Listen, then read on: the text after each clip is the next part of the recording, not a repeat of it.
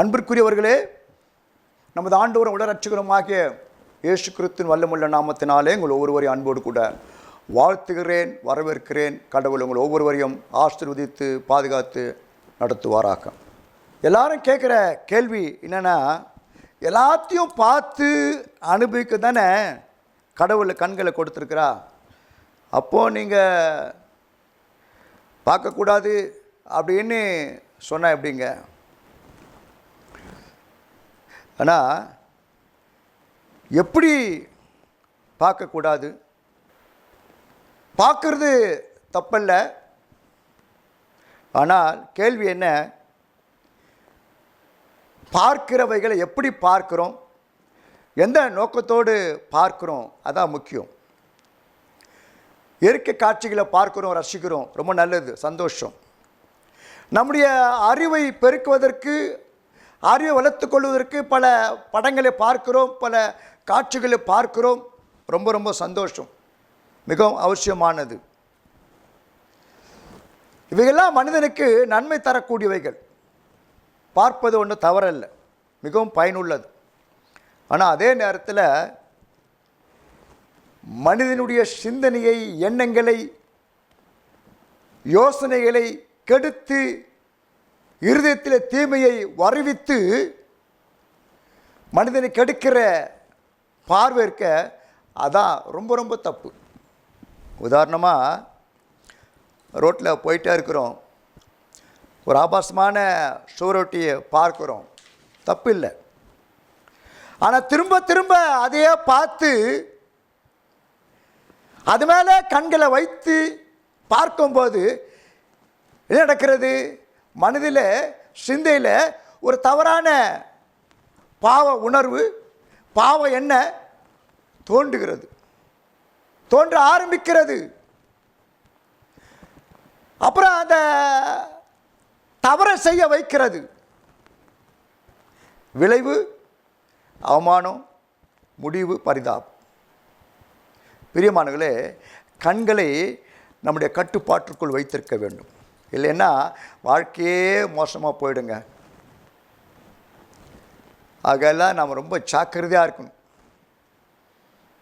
நம்முடைய கண்களை நாம் எப்படி பயன்படுத்துகிறோம்? நல்லவைகளை பார்ப்பதற்காக மட்டுமா, இல்லை தீயவைகளை பார்ப்பதற்கு மட்டுமா?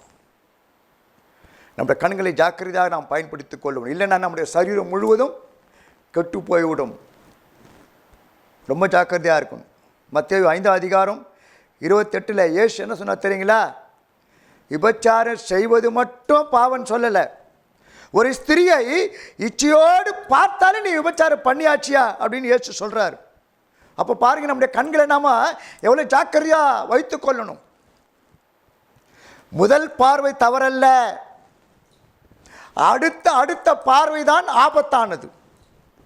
புரிஞ்சிருக்கணும்னு நினைக்கிறேன். முதல் பார்வை தவறல்ல, தப்பல்ல, அடுத்த பார்வை தான் ஆபத்தானது, மோசமானது, கெடுத்து போடக்கூடியது. வேதத்தில் 2 சாமுவேல் 11 வாசித்து பாருங்க. இஸ்ரவேல் தேசத்துக்கு ராஜாவாக இருந்த தாவீது ஒரு பெரிய அரசன். போருக்கு செல்ல வேண்டிய ஒரு அரசன் வீட்டிலே இருக்கிறான். இருந்துட்டு போட நல்லது தான், ரெஸ்ட் எடுக்கிறார், இல்லை ரெஸ்ட் எடுத்துக்கலாம். ஆனால் மேலே உப்பரியின் மேலே போகிறாரு, மாடி மேலே போகிறாரு, அதுவும் தப்பு இல்லை, ரெஸ்ட் எடுக்க போகிறார். ஆனால் அங்கு போனவர் தன்னுடைய கண்களை சிதற வைக்கிறார். அருகாமையிலே குளித்து கொண்டிருந்த ஒரு ஸ்திரியை பார்க்கிறார், தவறல்ல. ஆனால் அந்த பார்வையில் இச்சை ஏற்படுகிறது, அவருடைய இருதயத்தில் இச்சை தூண்டப்படுகிறது. அடுத்தடுத்து பார்க்கிறார், தன் இருதயத்தை கெடுத்து கொள்ளுகிறார். என்ன செய்கிறாரு? அந்த ஸ்திரியை கூட்டினாங்கப்பா.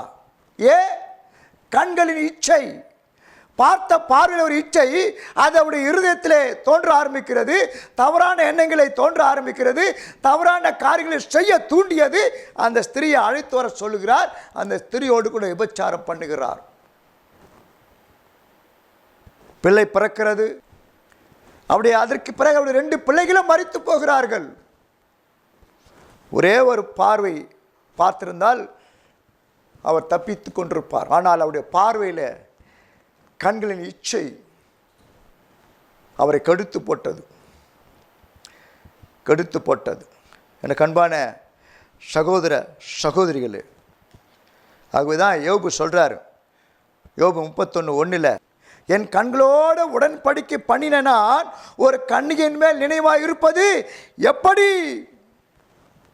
யோபு பாருங்க எவ்வளோ அழுத்த திருத்தமாக சொல்கிறார்.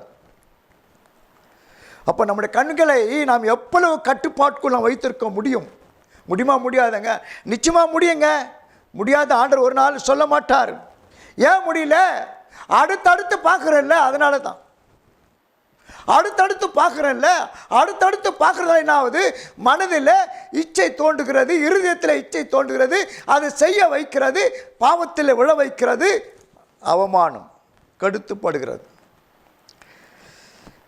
எனக்கு அன்பான சகோதர சகோதரிகளே, நம்முடைய வாழ்க்கையை கலங்கப்படுத்துகிற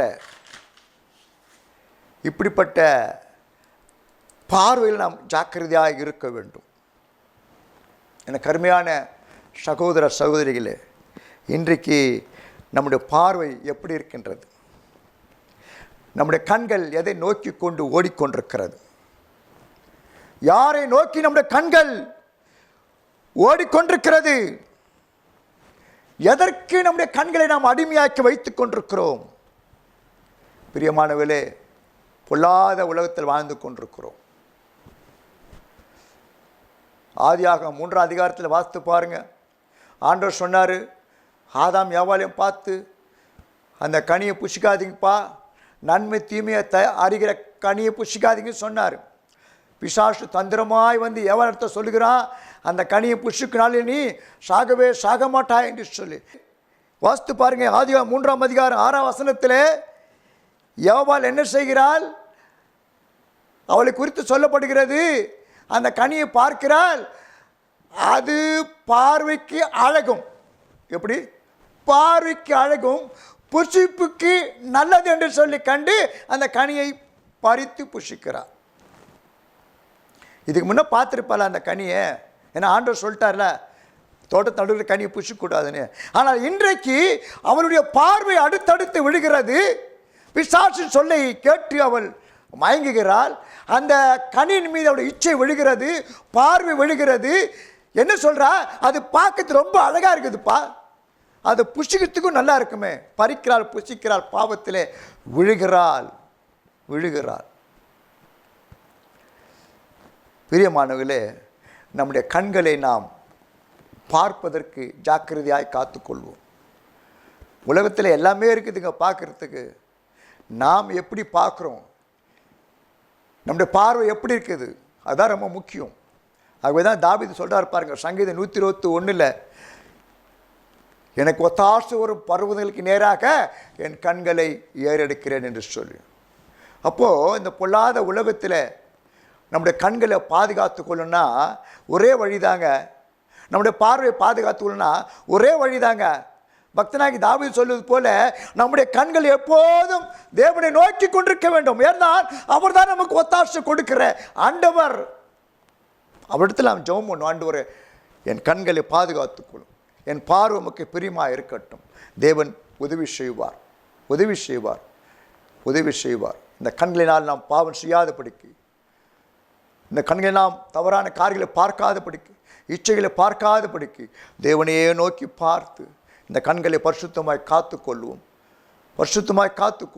தேவன் நமக்கு உதவி செய்வார். கடவுள் உங்களை ஆசீர்வதிப்பாராக. ஆமென்.